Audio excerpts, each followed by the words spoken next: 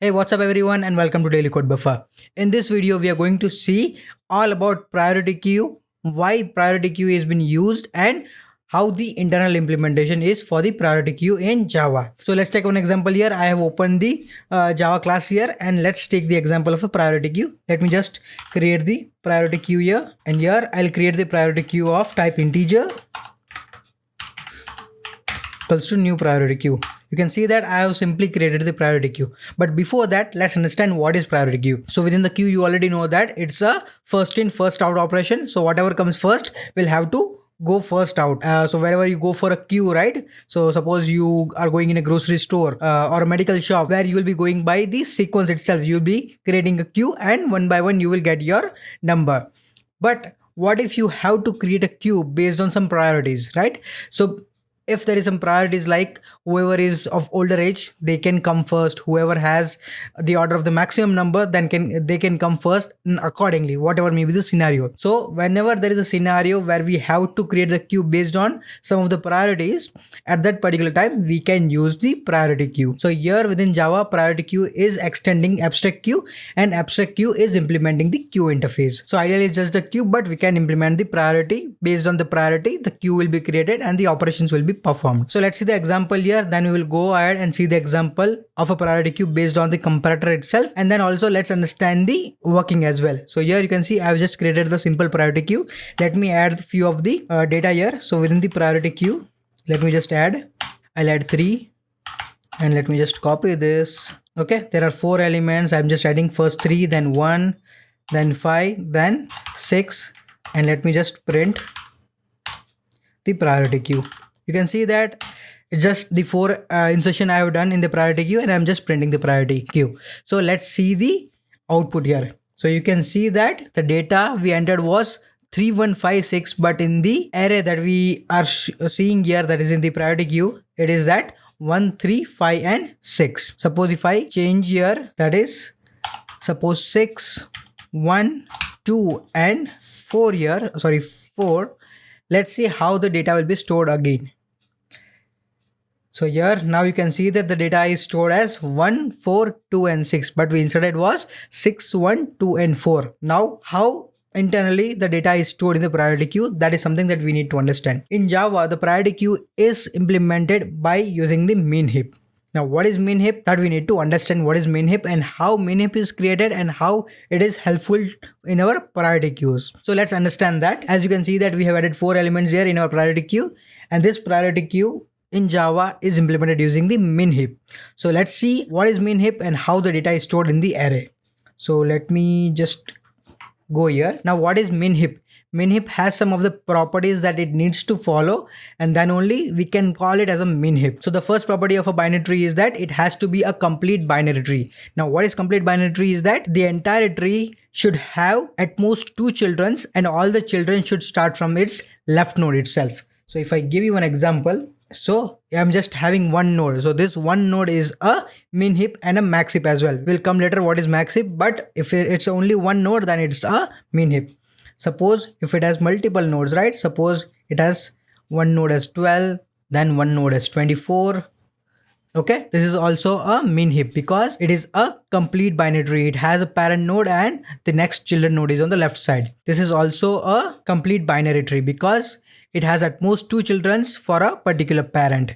But if I go this way, if I have one node here, then this is not a complete binary tree because in a complete binary tree, the node should start from the most left side. So it should not come here, it should come this way. Okay, so this way you can understand that how a complete binary tree would be. So the next property of a Min-Heap would be that its parent node should always be the minimum value. So the children node should be always a greater value than the current number. So you can see that currently the value of the parent node is 12 and the child node is 24 and 13, which is okay because the parent node is having the minimum value out of its 2 children. If you take the example of this, it's 24 here and it's 11 here. So this is not possible. It has to be having the greater value. If it's not greater value, then we have to rebalance the Min-Heap. So we'll also see that how we would be able to heapify as well, but this should not be possible. Okay, so we have to rebalance it. So generally this is the idea how the min-heap would be in our priority queue. So now let's see how the data we have got here, right? 1, 4, 2, 6 are created. So let me just clear everything here. The data you can see that in the array is 1, 4, 2 and 6. So let me just write it here that 1, 4, 2 and 6. This is the output that we got once we added all the data to our priority queue. But the data we add was 6, 1, 2 and 4. Okay, this is what the data we are going to add. So let me just write the input here as well. This is the output and let me write the input as well. What we are going to add was in the sequence 6, 1, 2, 4. It is 6, 1, 2 and 4. Now let's take the example. Let's see how the data is inserted. Now the first record come was 6. So at that time 6 is inserted. So this my 6 is the node. Okay, first node is created. And at this particular time, whenever we add the node, what it will check is, it will check its parent's node. Okay, that whatever the node is created, its parent node should be having the minimum value than the current value. If not, then we have to swap it. We have to rebalance it. Okay, currently this is the parent node itself because it's only one node. So there is no operation to be done. Then the value would come as 1. So 1 has to be added. As we already have one node, the next node 1 should be on the left side. It should be on the left side. 1. We added 1, but again it will check that is 1 less than equal to 6? Yes, because as it's a min-heap, your root node, your parent node should always be minimum. Okay, so if that's the case, we need to swap it. So we need to swap. So let me just swap it. It should be 1 and 6. You can see that the swap operation happened. Now I have minimum value here and the other one is the maximum value. Then I got is the 2. Okay, so I'll get 2 here and I will insert 2 over here. Now for this 2 as well, we will do the same thing. Is 2 greater than 1? No, then that's all fine. Then I got is the 4. Now 4 where it will go? 4 will go to the most left side. Now this parent has 2 children, that is 6 and 2. So this particular entire complete binary tree is done. So the next one should come here. So here it should got 4. Now again, once we add 4 over here, again the same operation should happen. That the parent node of the children should be lesser than the current value, because then only it will be a min-heap. So it will check, is 4 less than equal to 6? No, right? So we need to swap it. So we will go ahead and swap it. So this should be 4 and this should be 6. So again from here 4, it will check to its parent node. Is 4 less than equal to the parent? No, then we will keep the same. Otherwise we could have swap it as well. We will go until we reach the parent node itself. Okay, that's how the min-heap would be created. So this is the min-heap. Now at the end, this is the min-heap created, but all the data are stored in the array format. So if you go to the priority queue as well, okay, this is the priority queue, and if you go to the add function here, go to offer, and you can see that it is adding the data. And if we scroll up here, you can see that it is creating the array of objects. So at the end, this is the min-heap, but the representation of this min-heap would be used using the array. So you can see that this was the output array. This is the array that we got. But how this array is created and how the data is been represented here, that we have to see. So for this, the data representation is something like that. So what we can do is we have the formula. So let's get the formula. I'll just write it down here. So the parent node, how we can get the parent node? The parent node would be the array of I minus 1 divided by 2. So this is the formula to get the parent node. That is I minus 1 divided by 2. To get the left child, the formula is array of 2 into I plus 1. Okay. And to get the right child, the formula is array of 2 into I plus 2. You can see that it's very simple formula. Okay. So now with this formula, what we will do is we will try to insert the data into array. So you can see that whatever we did in our heap, okay, here, the same thing we will do in our array as well, but using this particular formulas. So now let me create the array here. Okay. There is one array over here. Okay. And it has all the indexes. Now this is our input, right? We are going to add 6, 1, 2 and 4. Okay. So the first entry, you have to carefully understand this. The first entry is 6. So our first element, our first position is 6, right? Let me just change the color so it's more visible. Okay. First entry is 6. So we are going to insert 6 here. After inserting 6, what we need to check is for any element that we are going to insert, the parent of that particular node, the parent of that particular index should be having the minimum value than the current one. Okay, that's the thing. So if we inserted 6 here, 6 is your parent node. For this node, the parent of this current node should be minimum than this. So here you can see that as it's the first node itself, first position itself, we can directly just insert the value here. Now let's insert the second value. Okay, so we will insert the second value, that is 1. We inserted second value and we will check the same operation again, that the parent of this, if we insert 1 here, the parent of this node, okay, should be minimum to the current node, minimum to the current node. So with this formula, what we can do is I is 1. Okay, I is 1. 1 minus 1 divided by 2 equal to 0 divided by 2 equals to 0. So the parent of this one is 0th position. So that is 6. So we can check if 6 is greater than 1 or not, greater than the current value. If so, we have to swap it. So here we will swap it. So let me just erase it and swap it. We'll erase here and we'll swap it. This would be 1 and this would be 6. Okay. So here you can see that it happened this way. Now 1 and then 6. Simple as it is. Now you can see that from this formula as well, this left and right child also, we can get to know what is the left and right child. So if my parent is this one, if my parent is this one 1, then to find the child of this parent, what we can do is the formula is 2 into I plus 1. So that means 2 into I, that is 0 plus 1, that is 0 plus 1 equals to 1. So the first position is my left child. So 6 is my left child. I got it right. Then from the next formula, 2 into I plus 2. So this is second position. So this should be the right children. So now let's go ahead and insert the element. The next element was 2. So I can come here and insert the second position, that is 2. So here 2 will be added. Okay. Here in the array also 2 is added. And the same thing we can do, that the parent of this, that is first position, that is I minus 1, that is 1 minus 1 divided by 2.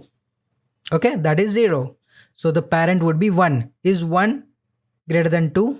No, then we can just keep the same way. We don't have to swap it. Then the next value is 4. So we need to get 4 here. Okay, we got 4 here. And then for this particular position, we need to find the parent of it. So we are at the third position. That means I is equal to 3 minus 1 divided by 2 equals to 2 divided by 2 equals to 1. So the position 1, this one is the parent of this. So the parent of this is 6, which is greater than the current value. So I need to swap it. So let's go ahead and swap it. So I'll just remove 6 and 4. Let me just change my pen again. So here it would be 4 and here it would be 6 again. Okay, as we swapped it. So here you can see that this way the operation would happen always. And these are the formulas to get those particular values. So you can see that at the end we got the same representation, that is 1, 4, 2 and 6 as what we got from the output as well. Okay, it's the same way. So you can see that this is how this entire Min-Heap would be represented in the form of an array, and this is how the data would be swapped and the data would be placed in the array format. Now this is what about the insertion operation. Okay, now whenever there is an poll operation, that means we have to remove the data in the queue. The first element would be removed. So here the first element would be this one. So this would be removed, and for the remaining one, the same operation again will happen. It will just check for the root node. So whatever should be the minimum should be the root node itself. So let's check the same thing. So here what we'll do, after printing this, we will print sout priority queue dot poll. Okay, so we are removing the element, and again let me just print this, so we'll get to know what is the output as well after that. So let me just run this, and you can see that first it was 1, 4, 2 and 6. Then the first element was removed, that is 1, and after that whatever the remaining elements were there, for that the heapify operation happened. Okay, that means swapping happened, and we got the final Min-Heap as well. So for this Min-Heap you can see that this is your parent, this is your left child, and this is your right child. And if you do next again PriorityQueue.poll, this would be removed and only 2 elements would be remaining. So this is how the min-heap operation will happen. So that means whenever there's a min-heap, the minimum priority would be taken first. But what if you have to change the position, change the priorities? So for that you need to use the comparator. So what I will do here is to add the comparator. There is a constructor for the priority queue which will take the comparator and it will change the min-heap to max-heap. So whenever we want to change, currently it's minimum, I want to prioritize based on the maximum value, I need to change it. So what I'll do, I'll just pass the comparator dot reverse order. Okay, so I'm just reversing the order itself. After this, your entire priority queue would be converted to max-heap. So if I run this program again, you can see that the maximum value now is at the first position.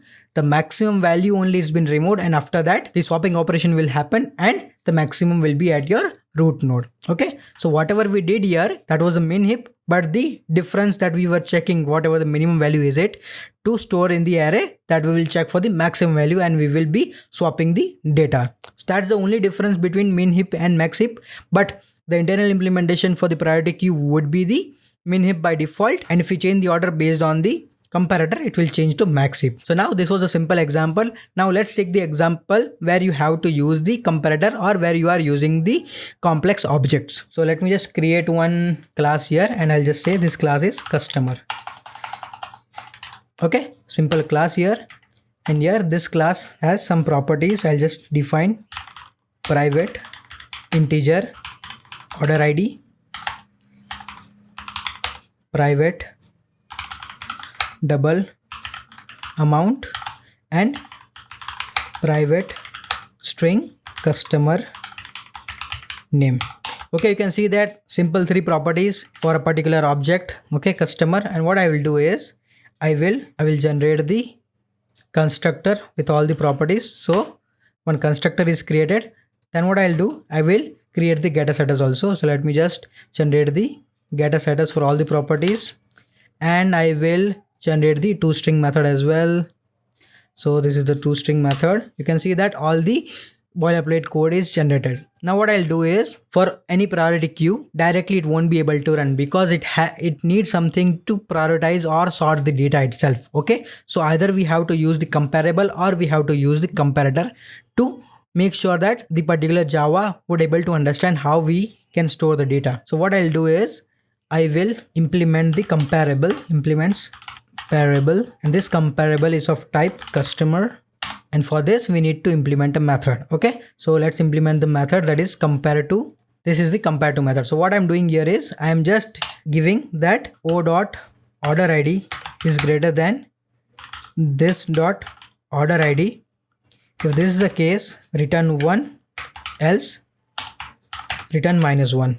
Okay, you can see that it's a simple compare operation. It's just checking based on the order itself. Okay, so now let's go to a solution. Let's just remove this and let's create a new priority queue. So I'll just create the object of a queue, and this queue is of customer because we created the customer object, and I'll just define customers equals to new priority queue. Okay, now we need to create we need to add the customers to our queue. So let me just add, I'll just define customers.add new customer, and we need to pass first as order ID. So I'll just pass first order ID as 6, then I need to pass amount, and then I need to pass the name. So I'm just passing Shabir. So this is my first customer. So let me just copy this and add multiple customers. Okay, I've added multiple customers here. So what I'll do, I will t.0 I'll make, so that's double, right? So the next order I will make sure that is 1, the amount is 100, the next value is 4, and the amount is 500. Okay, this is Nikhil and this is Shivam. Okay, you can see that I just added three customers having 3 different order IDs and the 3 different amount as well. Okay, and within the customer you can see that we have implemented the comparable interface and we have added the compare to method as well. It will just check based on the order ID. So if I go here and if I print customers, okay, so it should print all the customers. Then what I'm trying to do is I'll just print out customers.poll. So we'll just get to know which particular data has been removed. And then again, let me just do customers again. Okay, and now let's run this. you can see that it would be very simple. So you can see that it is prioritizing based on the order ID. The maximum order ID is coming first. So first order ID is 6. Okay. Then 1, then 4, whatever. So first would be removed was 6. So 6 is removed. Now after that again the swapping happened. So after that the root node is 4 and after that 1 is there. So after 6, 4 will be removed and after that 1 would be removed. So you can see that how based on the order ID the data is been swapped and the data would be removed accordingly. Now suppose you have one more requirement to do based on the amount itself. Okay, so let's do that. Let's do based on the comparator rather than comparable. So I'll create one more class and I'll just define customer order. Okay, and what I'll do is this customer order will implement comparator. Okay, and this comparator is of type customer. Simple, right? I've implemented the comparator and now I need to implement the method for it. I'll just implement the compare method. Now this compare method will take again two values, that is customer 1 and customer 2. So what I'll do here is I will just implement o1 dot get order, sorry, get amount is less than o2 dot get amount, then return 1, else return -1. You can see that it's simple compare operation. So it will sort the data based on the amount in the descending order. So maximum amount should come first. Okay. Now I have to use this customer order in our priority queue. You can see that we just simply created the priority queue. So by default, it is comparing based on the comparable that we have implemented in the customer class itself. But now we have added the new class that is using the comparator. So what I can do is I can pass the comparator here in the constructor itself. So I'll just pass new customer order. That's it. Now the data should be based on the amount itself. So if I run this again, you can see that the data has been sorted based on the value. So first value should be, the parent should be where the amount is 500. So that is for Shivam. Okay. Then the 50 and 100. So the first one removed is the first one, that is the amount with 500. The next parent is this one, the value with the 100 amount. So this should be removed next and this should be removed next. So you can see that with the comparator also we would be able to pass to the constructor and the data would be compared according to that comparator and the sorting would be happen and we would be able to get the priority queue working. So you can see that this is how the internal working would be with the Min-Heap and Max-Heap and how the array representation would be for that. And this is the formula as well, like how to get the parent, how to get the left and right child, and accordingly only the data would be stored in that particular array. So Java does the same thing. So if you are asked this question in your interview, then make sure that you explain the priority queue with the implementation of a Min-Heap and a Max-Heap. Try to explain these formulas and how the data is been represented in the array format as well. So that's all I wanted to share regarding the priority queue in Java and general priority queue as well in any of the languages. And it's been implemented using the Min-Heap and Max-Heap. So if you have any doubts regarding any of the topics that we have covered, then do let me know in the comment section below. If you like this video, give us a thumbs up and subscribe to my channel for the upcoming videos. You can also click on the join button to join my channel and support me. And you can also click on the thanks button to donate as well. So that's been it. I will see you in the next video. Till then, happy coding. Bye bye.